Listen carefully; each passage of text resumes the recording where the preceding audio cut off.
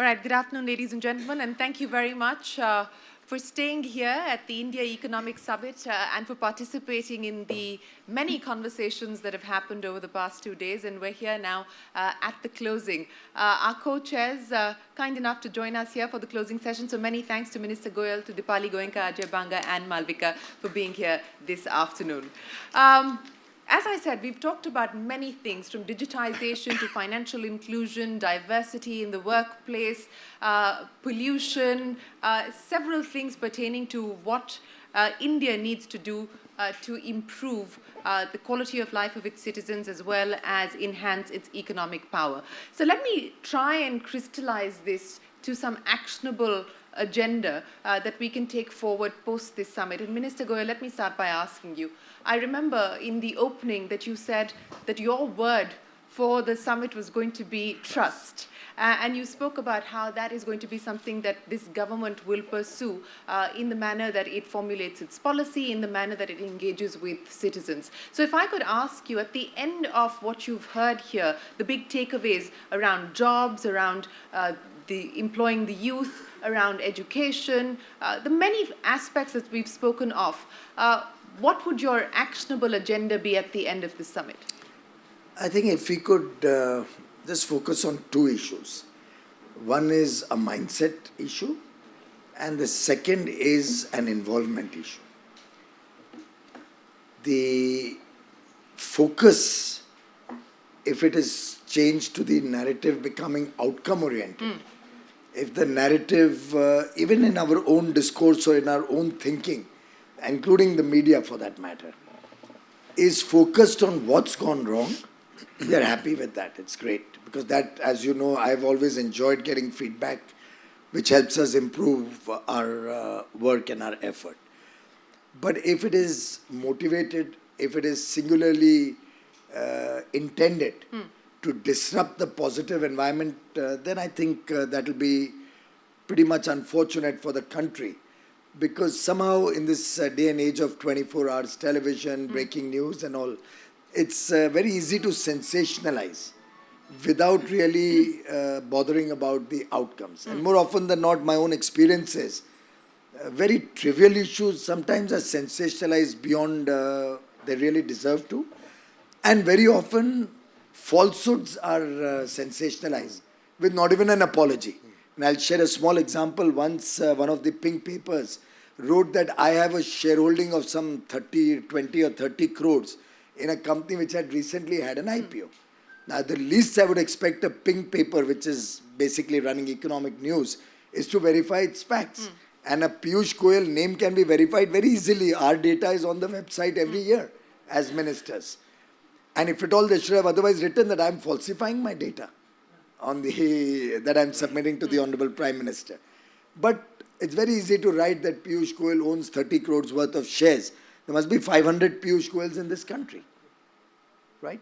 So this kind of sensationalism that is sought to be created, and I'm saying this with full responsibility, often motivated, should change to a more positive mindset where what is wrong you criticize and you take us to the cleaners on that. And what is good for the country, be willing to even say that that is good for the country. So if I that's one part. Sure. And the second part is the change that we always talk about, be the change you want to see in the world, make a difference to society. Malvika spoke about it yesterday. I think the more all of us get involved. I was in a program this morning where a gentleman came up to me, said, I have retired from the Defense Military Engineering Services. I said, great, I need help to make footbridges wherever there's large amount of passengers on trains in military precision and military speed. Can you help me? He said, I'd love to help you. Now that's the kind of enthusiasm you find in a large section of India. We are trying to channelize. I've already set up a meeting to meet him and see how he can help me in my work.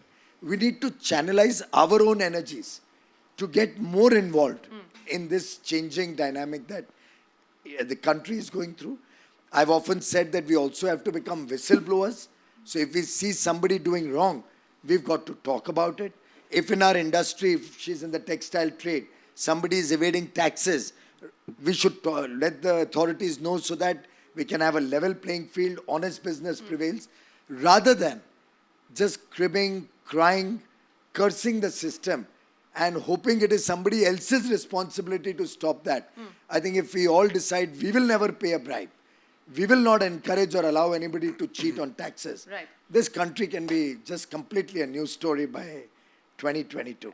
I don't want to digress and make this a political issue, but since you spoke quite significantly in your opening comments about motivated sensationalism, are you talking about comments that have been made about the state of the economy? No.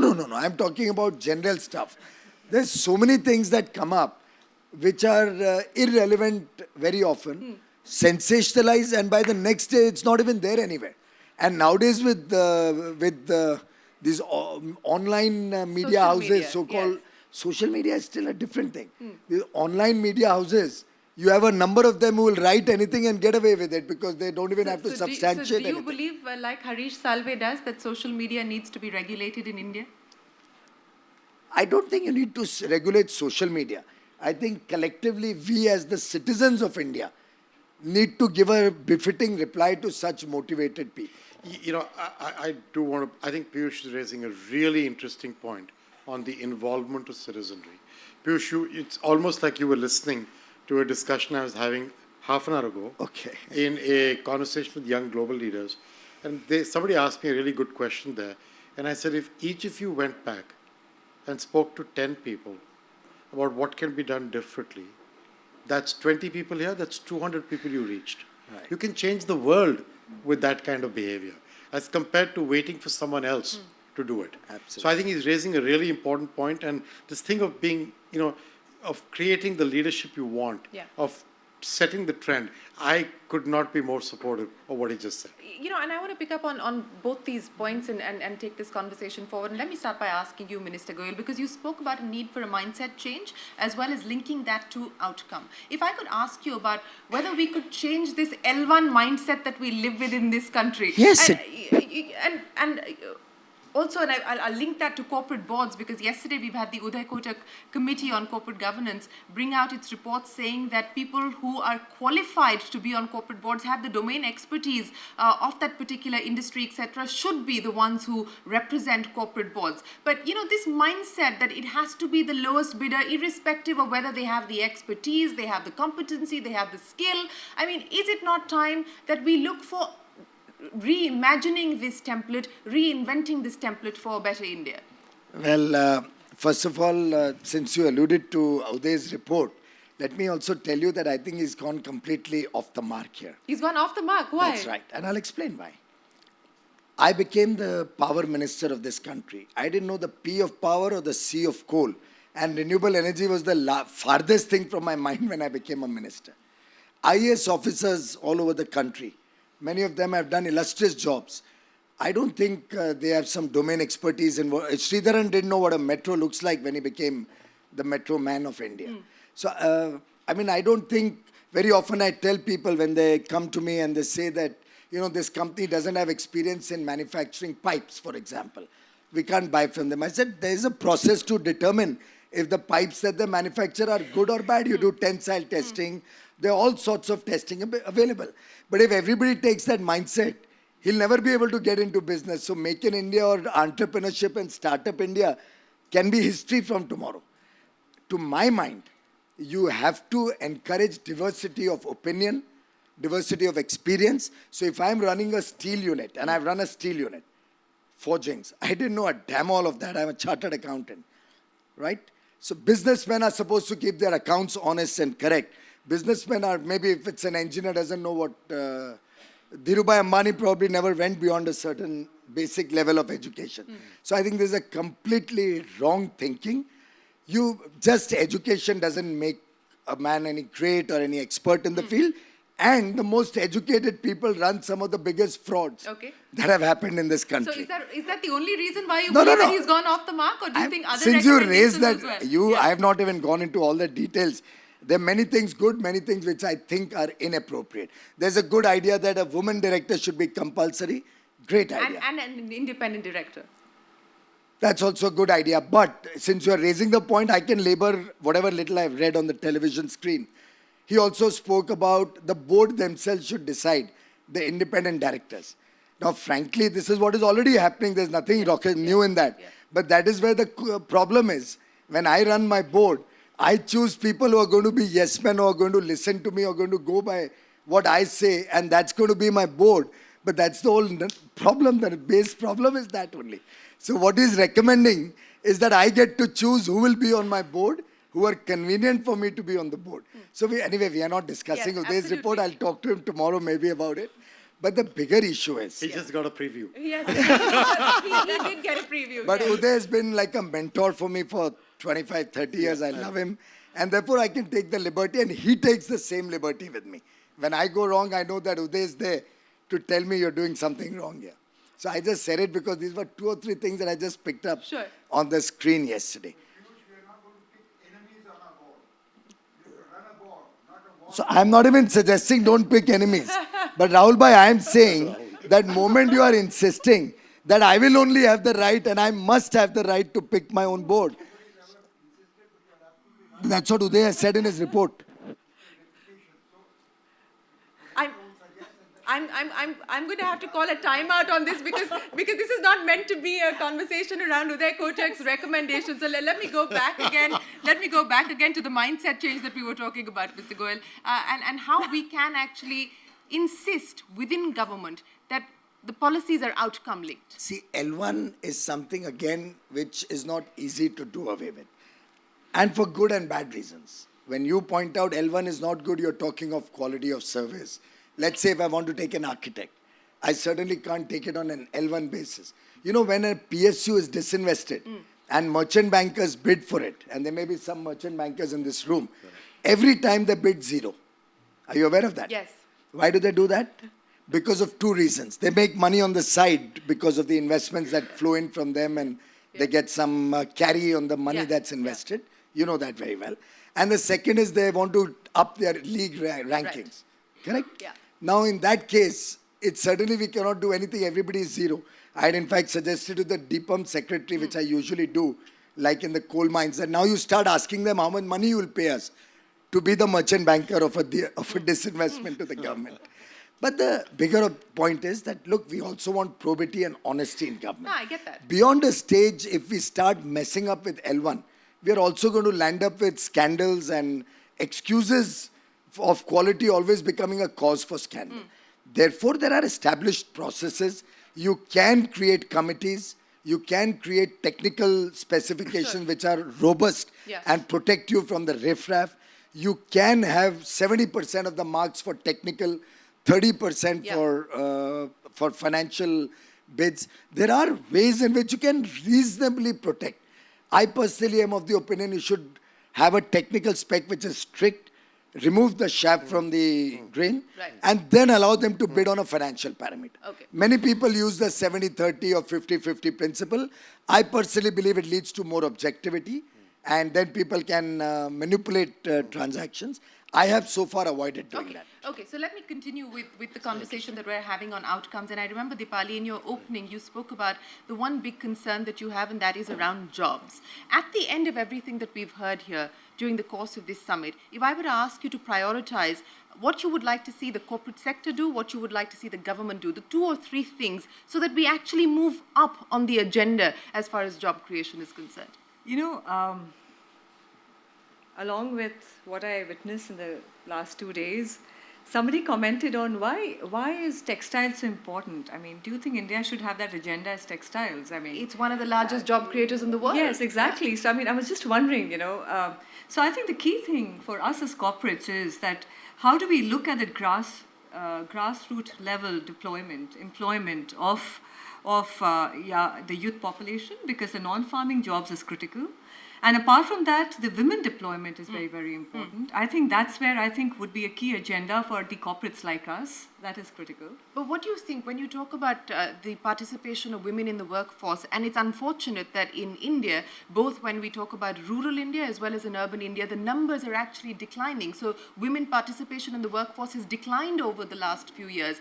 What do you believe is the remedy? What is the answer, both from a corporate perspective as well as a government perspective? See, the remedy from the corporate perspective is till we don't ourselves become the agents of change, until we don't take the commitment to do that. For instance, of Welspin's vision for 2.0 is around 20% women at the workforce level. And we already have 40% in the senior leadership. And that's what I'm talking about, just textiles alone, which is very predominantly very men-oriented kind of an industry. So I think the commitment has to come in from our end. And skill development, I think the initiatives the government has taken, I think we have to take the lead and take that forward across all. Like the Skill India is very, very important. We actually take on 10,000, we actually skill 10,000 youth every year.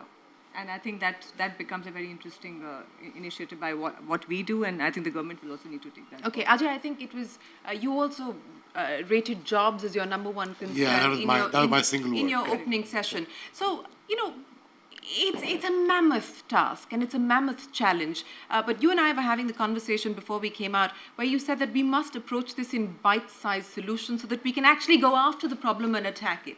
If I were to ask you, how do we attack this challenge so that we actually deliver on the outcomes, what would you suggest? So my view is that the reason I said jobs is because of the whole issue of the informal, formal economy and getting workers into that so you can get productivity going, including for women. And if you do that the right way, you can get a great improvement in where we are. The thing about bite-sized chunks is the following. You look at what Piyush was talking about his situation in the railways. Piyush, how many days have you been the minister now? 32. 32. And he's not counting. But in those 32 days, he's trying to create a plan to create 1 million jobs. Is that correct? That's right. Okay. Today, the World Economic Forum put out a report on tourism by this young lady in pink here. And what it says is that if you do the right things with tourism in India, you can get to create 1 million jobs in that sector. Just look at this, 1, 1, 2. I mean that as bite-sized chunks. To get tourism to go, you shouldn't try and solve and boil the ocean of getting the whole of India to somehow, tomorrow morning, or 3 years from now, or 15 years from now, become tourism friendly. Let's pick 10 places, and let's work on the infrastructure of those 10, not just to see the Taj, but to have other things to do when you go to Agra, to be able to have hotels you want to be with, to feel safe as a woman on the road, to be able to feel welcomed and not to be cheated upon by people, culturally, mindset. This is not different from what Piyush is saying and what Dipali was saying earlier. So that's what I mean by bite-sized chunks.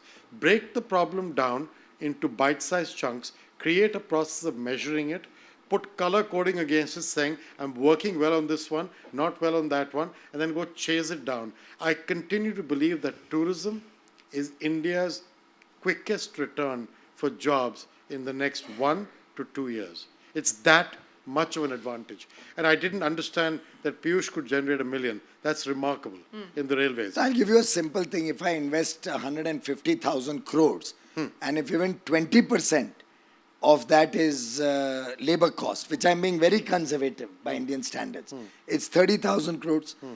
30,000 crores, the railways people don't do that investment. It's all done through contracted and outsourced stuff. So that 20% is 30,000 crores, 3 lakh rupees per person at an average. Some may be less, some may be more, is 1 million jobs. And I'm spending that every year. So that's the By the way, I just want to, chunks. I want to give you why I said Jan Bhagiyadari or people's involvement. And why it should be a collective effort. Ma'am spoke about tourism, which she alluded to. In the railways, what am I doing? We have 276 saloons, including a saloon which I can use to go anywhere in the railway. Right? It's a beautiful, luxurious saloon. You may love to go on that someday. But we are not planning to use But those I have saloons. to pay my MasterCard, right? We are making sure that henceforth you'll have to pay. Right now, I can only give it to you as a favor. Oh, I see. Okay. But what we are doing is we are keeping those which are essential for any unfortunate accident or repair work or inspection work with the divisional managers, moving probably 150, 170 of them out of the divisions, creating luxury trains out of that. And creating a And I'll tourist- tell you the thinking. I'll have a train go from Delhi on the Budh circuit, Sarnath, Kushinagar, Gaya. And I'll tell you why I'm doing it. Because in those places, we don't have very good hotel facilities, stay facilities. But these trains have beautiful staying facilities. So a Japanese can come on that train, stay in the night in that coach, good toilets, good everything. In the day, pay his respects at the Budh tourist spot. Again, come back in the night, go to the next place. So his hotel, his stay, his toilet, everything is well taken care of. I'll probably add 1 or 2 Japanese translators or whatever countries' Chinese translators. And there, lo and behold, you've got without Well, doing anything else, you've created So infrastructure. my point about this was bite-sized chunks. You Yeah. do that. That's one example.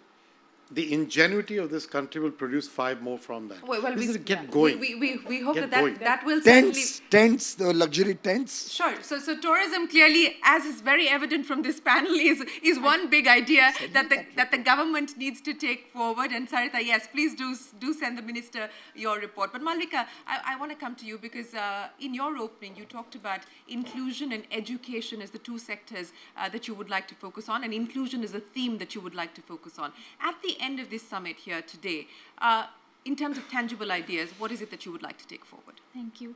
I think for the past 2 days, I have been strongly advocating for inclusion at every platform I got, and I am very happy for the support I received, for the response I got from the business leaders here, the government leaders, and everyone at the summit. And I was extolling the promise of my generation, the millennial generation, and my country to this world. So while I remain optimistic about this dream, I would be fooled not to acknowledge that banking on the future is a treacherous endeavor.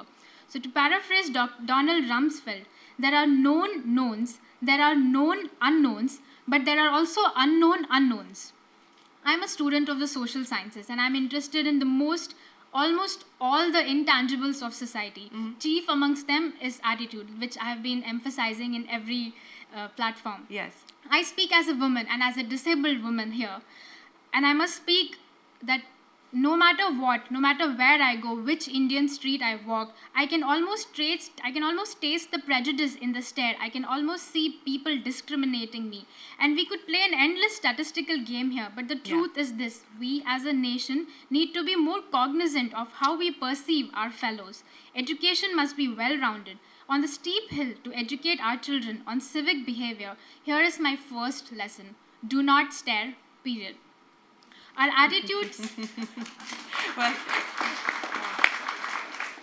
our attitudes towards those different from us, may they be gender, age, religion, education, all of these have an effect on the overall stability of the nation. Attitude affects one's perception, perception affects one's communication, communication affects one's actions. So the integral of all individual action must amount to the idea of society and, in extension, the character of nation. And I want to highlight another important point, that is mental health. And it is an aspect that is not often paid much attention and sometimes even willfully ignored. Even amongst the educated, there is a stigma associated with seeking help for mental health.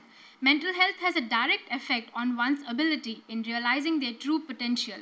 And we have the largest working population in the world. Hence, it is not a stretch to say that we will have an epidemic on our hands that will affect our nation's stability for a generation if we don't pay enough attention to mental health. well, I'm going to stop. I'm going to stop you just there, Maldika, because you raise very important points, and I'm glad that the India Economic Summit actually addressed some of those issues, including the issue that you raise here of mental health, and we did have a conversation around that here at the summit. Yes, Dipali. You know what, for me, Shirin, what Malvika said about, I think there are 2 things I want to talk about. One is safety and security, and the other is about the specially abled. I think these are 2 interesting things that an important integral part of the industry's initiatives that they need to talk about.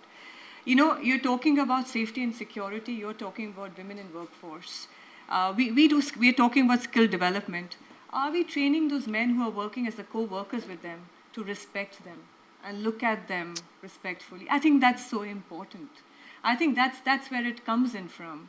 Important is that if people like us and corporates like us, take on the initiative of taking on the specially abled as a social inclusion, I think it's going to change the world. I mean, that's the diversity you're talking about. You're not just talking about the gender diversity, you're talking about the social inclusion, and that's what is a vision at Welspun also. Shireen, when Prime Minister spoke from the Red Fort Yes. on 15th August 2014, his first address, my daughter was sitting on the ground below the Red Fort. She was, I think, that time all of 16 or 17. And that dialogue of the Prime Minister, that statement had a profound impact on her when he had said on that day that we are all the time telling our girls how to behave, how to look at boys, or how to take care of themselves. Why don't we teach our boys how they have to behave, how they have to look at the other sex, what is proper, what is improper. And I was remembering that in our time in school, we used to have moral science classes. And I think it's not there in schools anymore. But if we were to try and introduce it, I don't know your channel, but many would be first off the block trying to tell us you're trying to force education or force a certain culture or force Indian tradition and heritage on the children. And therefore, this whole political discourse in the country has become one where every good step also, which is in the interests of the people of India, is looked at with a jaundiced or a colored eye and then sought to be converted into a issue which more often than not has no relevance. There's nothing communal about it, nothing really political about it. But then if you try to teach moral science, you're trying to teach Hindutva, you're trying to teach Gita or whatever will come in, and you'll be back to square one. Well, I don't think telling somebody that they need to respect a woman or respect the differently abled has to necessarily be linked to a particular religion or to a particular text. How I wish you or have a particular a text. skill development course on that for all the media also. I can't speak for anything beyond my own organization. But since we are talking about tangible ideas going forward, and there was a lot of conversation in the opening around corporate social responsibility. And I think corporate social responsibility is much more than just that 2% that goes towards the CSR spend, which has now been made mandatory. How do you ensure that when we talk about a participative democracy, when we talk about engaging citizens for the betterment of a country, what is the role that a corporation can play there? Should I believe that I said this yesterday, that you have to do well and do good at the same time.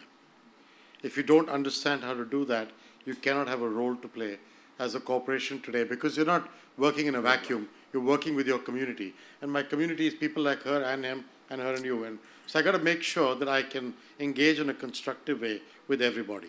Now, what do I mean by that? I think the 2%, by the way, I would not let that go by. I think it's a really good idea and a really good step, because it creates a discipline around putting some money back. But here's the problem. There is not enough philanthropic money in the world or government money in the world to solve some of the challenges we're all facing. These are fairly large, monumental challenges. In my belief, the reason for public-private partnerships to have become flavor of the month right now is because you need the public sector to create the regulation and the guide rails for the private sector to bring in its capital, ingenuity, and balance sheet and make this doing better a part of our business model. And that is the point about inclusive growth that I was making with Piyush yesterday, that inclusive growth matters, not just inclusion. Because inclusive growth is a way to prosperity, and a way to prosperity is my business model, and therefore I can justify to my shareholders working in collaboration with the government and working in collaboration with civil society that I can make a difference. That is doing well and doing good at the same time. Shireen, just one That's the small- deal. When the Prime Minister in that same 15th August 14 speech announced that within a year we'll create a toilet for boys and girls separately in every government school in the country. That was one time where probably L1 may not have been so strictly possible, because you had 1 year to do 430,000 schools across the country, toilets in 430,000 schools. A lot of private sector companies came forward also. But that's where the government showed its true mettle in a way. The companies which were under power, coal and renewable energy at that time did 221,000 toilets in half, almost 121,000 toilets, 121,000 toilets. About 1/3 of them were done by just PSUs under that ministry. Now, after that, I realized what Ajay is saying. I realized that if we had, instead of doing that, we had partnered with the private sector, and we could have done a far better job in terms of quality. We could have maintained it far better, about which I saw problems later on. Yeah. So now, about a month ago, I had meetings with Tata Charities, Piramal's Charities, a lot of companies in Delhi, Nachiket More, a lot of people came. Yeah. Then last week, another 3-4 more charities came forward. I'm trying to see how we can leverage the same PPP model to get NGOs in the private sector and government spending leverage each other. great. There's a huge amount of money we give out through our various programs, Yeah. be it Beti Bachao, Beti Padhao, be it our maternity programs, be it our programs for education. There's huge amount of money spent, forget CSR, in Yeah. the normal course of social welfare schemes. So if the NGOs, and I find some really well-meaning people there, government schemes and our own CSR, if we can dovetail that, I think we can get a big bang for every buck that we spend. We can leverage and multiply manifold and also stop duplication. Yeah. Out of 8 or 9 trusts, 6 or 7 spoke about health, 5 spoke about education. So we are all working in silos. If we can dovetail all that, it can have a transformational impact. Yes, because scale matters. But specifically on the need for public-private partnership to create social infrastructure, if I could broadly call it that, whether it's healthcare or education. And these have been experiments that various state governments have undertaken with the private sector, where you use the government infrastructure but get the private sector to actually run a school or run a hospital. The Niti Aayog, in fact, in its recent proposal, has suggested a PPP model where you use government infrastructure but it's actually given out to a private sector player. Do you believe that that is the idea for the future when we talk about improving the service that at the last mile? Do you think that that is going to be an idea that will be given currency by this government? There's no one size fits all in these things. You have to be open to ideas across the board. I'll tell you a small thing. We wanted to start station development. Companies are not coming forward. They wanted to see if this experiment works. So in Gandhinagar, the government gave out an EPC contract and the station is being developed. A hotel will come up and the tendering has been done. And a good company has got the tender to manage that hotel when it comes out. We've done it already so that the furnishing can be to their taste. So you're using the real estate of the station? The real estate of the To basically station. monetize it It'll be a beautiful station and a hotel on top. Yeah. Hotel given out on management contract like Hyatt and everybody Sure. takes. They take 3.5%. That's the tendered price on which it went. Same formula. Technical specs, 5 people or whatever were shortlisted. Yeah. And then in the financial bid, this company won. And once we have 3 or 4 such cases, then the general public will start taking interest. If EESL hadn't done the huge LED rollout, the private sector would never have reduced their prices by 90%. Sure. So I think it's every project has its own Piyush, that's best back to method. the bite-sized chunks. If you do it in 10 places and it shows up as being a good idea, you can do it in 100 after. Yeah, Absolutely. it's- And that's what I scalable feel and we need to replicable. do. Yeah. We need to bring our problems down to things we can manage and deal with, solve for them, and then run with them. So let me last 5 minutes get some audience questions in, and then let the minister leave. So let me get hands in the audience. Yes, Ratul, we've got Ratul Puri right here. If we can get the microphone across to him. Yes. His question will be longer than 5 minutes. This question goes out to anyone on the panel, and I'm Ratul Puri from Hindustan Power.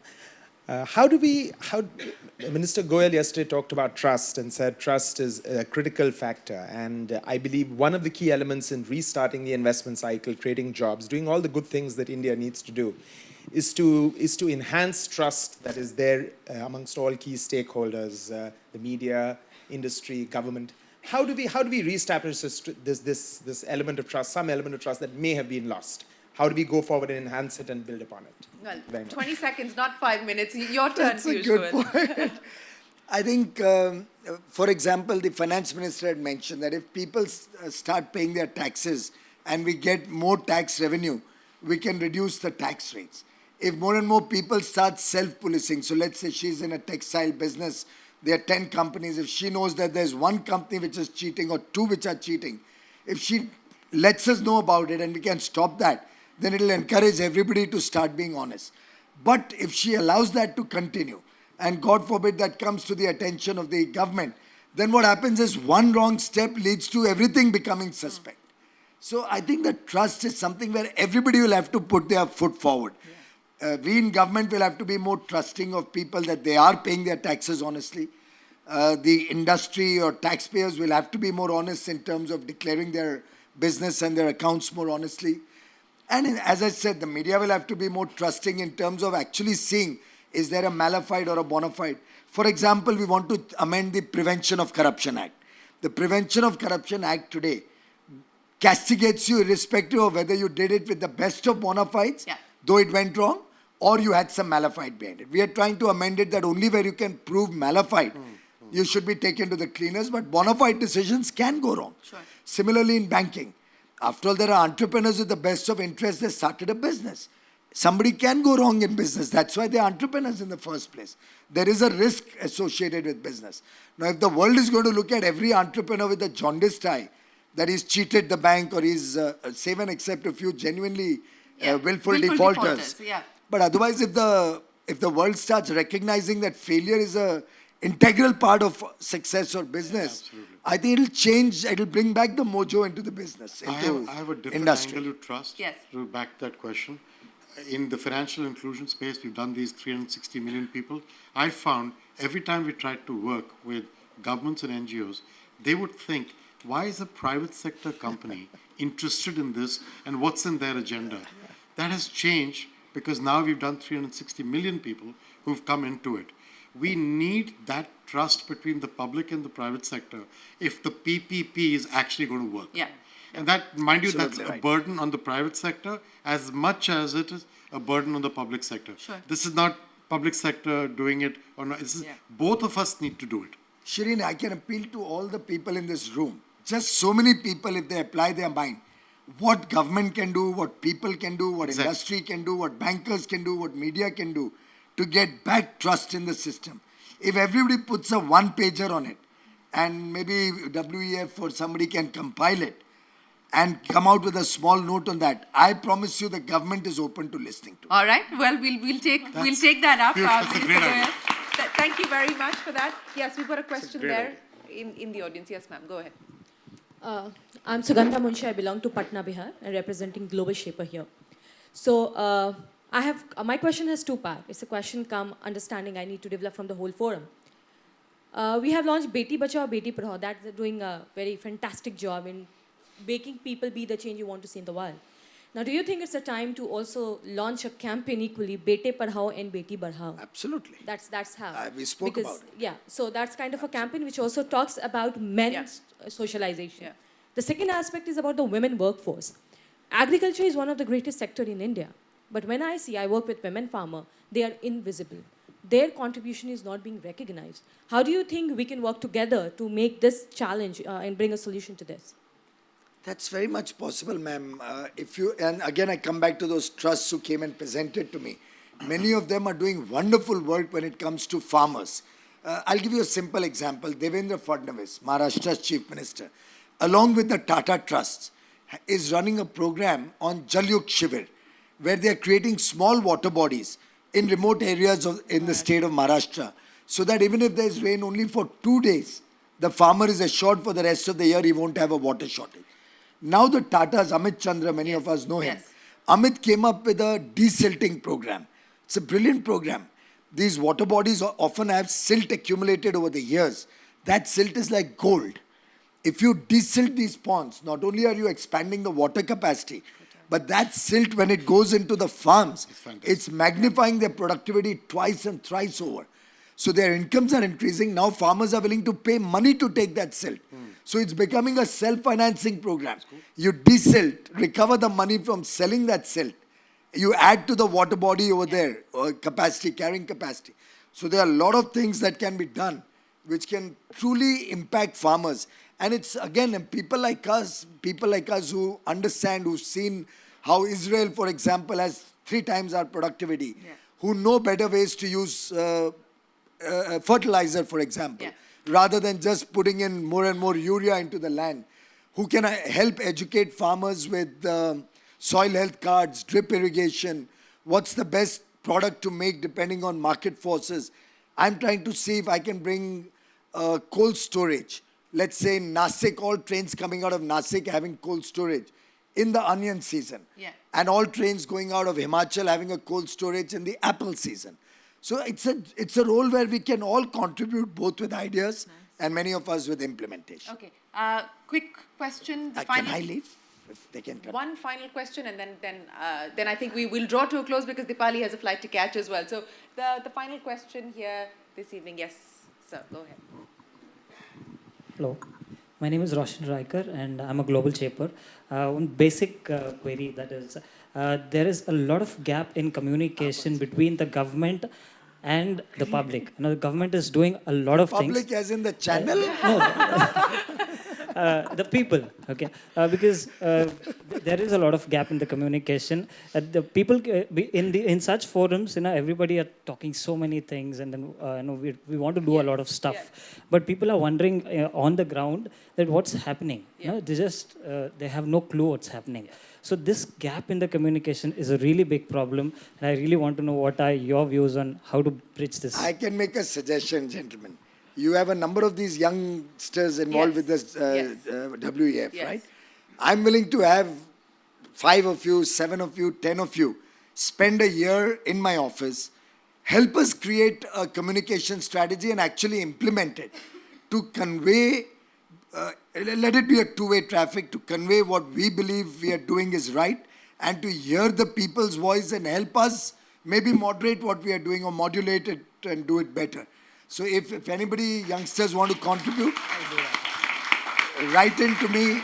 My mail ID is simple, which I read, Piyush Goyal, BJP, Goyal, Piyush Goyal, and add a BJP, that's my identity, at gmail.com. Hey, Piyush, is this open for older people as well?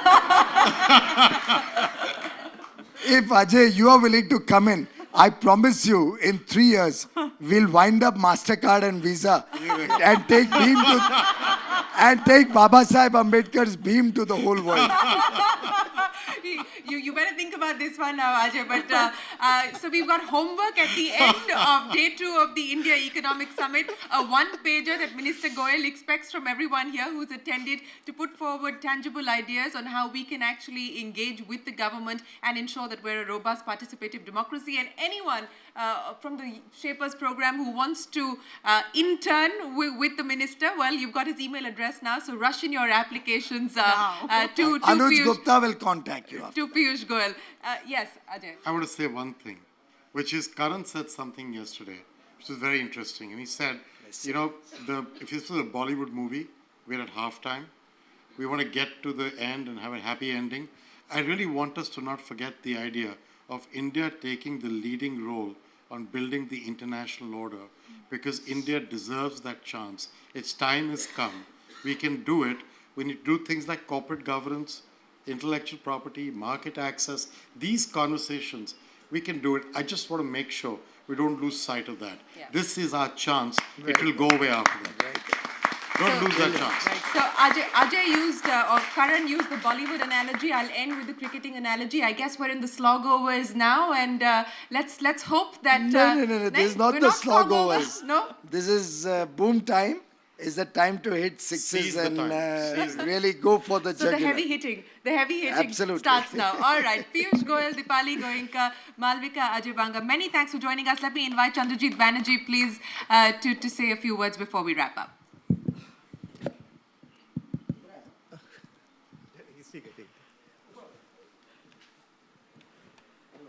Just wanted to thank everybody for making this last 2 days really eventful. And if we want to see an outcome of the discussions, and one great outcome before I came onto this table, before I came onto this dais, was the phenomenal balance that one saw, be it gender parity or be it the type of... Absolutely. Yeah. So, too, I think there's been a lovely discussions across different areas, and I'm not going to sum that up, but say that really there was a huge amount of attention and a glue factor which came in, the partnerships that one saw, partnerships between government, civil societies, other stakeholders, and I think everyone was willingly wanting to collaborate for a very different India. And I think and the international community's participation in wanting to make that happen has been so strong. It is one window of opportunity, we say, that India has. And if we don't get it, it won't come in another 60 years. So we are very hopeful, and we saw the world order really looking at India to really make it happen. It's not just the policymakers' responsibility. I think it's a combined responsibility of everybody. We'd want to work on that. forum's engagement with India last 3.5 decades, phenomenal. And I think they have really helped take this India agenda around, and we really value that. And bringing in policymakers into really creating this agenda along with industry and other stakeholders have been extremely important. I want to thank the forum. Some of them, the stalwarts of the forum, are seated right here. Philip, Saritha, Murat, many others, and I think they are the ones who have been really championing India so very strongly. Just wanted to thank each one of you, not just the co-chairs, all the moderators, speakers, all those in attendance. This is the real time in India, and we'd like to take this forward with everybody together. Thank you very much. Thank you.